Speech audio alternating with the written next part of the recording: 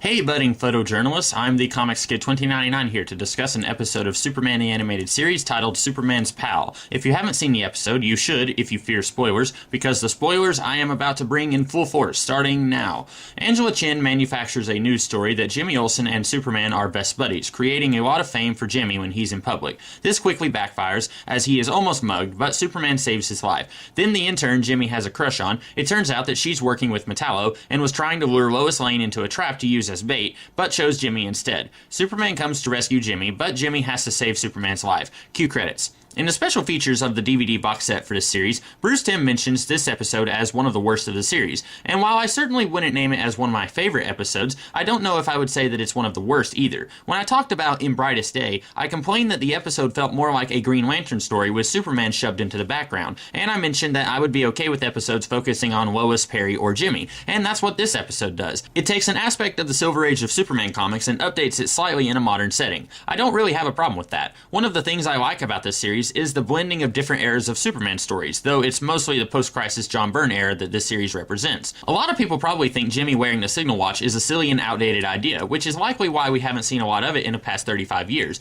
but I like the way this episode goes about introducing it. Sure, it's a little disappointing that it came so late in the series, and the only time we ever get to see it in action is when Huntress needs to talk to Superman in Justice League Unlimited, but I think this is a fine way to give us a piece of the Superman lore from the Silver Age. As far as the bad guys of this piece, I'm starting to wonder if Metallo is actually a cat with as many lives as he seems to have in this series. This is a nitpick, yes, but how does he get the kryptonite back every time it's knocked out? Last time we saw Metallo, he was fighting Steel, and Steel knocked the kryptonite out with his hammer, right? So did Metallo's Maul Tina just steal a giant chunk of kryptonite from somewhere and single-handedly bust into prison to install the kryptonite into Metallo so that they could cook up this plan? Kryptonite has got to be pretty expensive in the criminal underworld, so how does Metallo even afford these football-sized pieces every time one is removed from his power source? Like I said, nitpick, but I am curious. And then there's the other bad guy, Tina. I had seen this episode once years ago, but I had completely forgotten that she was an accomplice to Metallo until I saw the junkyard. And on the one hand, I like the foreshadowing when Lois is complaining about all the jewelry she wears, and she says she likes metal. But on the other hand, look how complicated Tina and Metallo's plan was. She has to get into an internship with one of the most prestigious newspapers, not just in Metropolis, but the entire world, and she has to get close enough to Lois to trick her into becoming bait for Superman.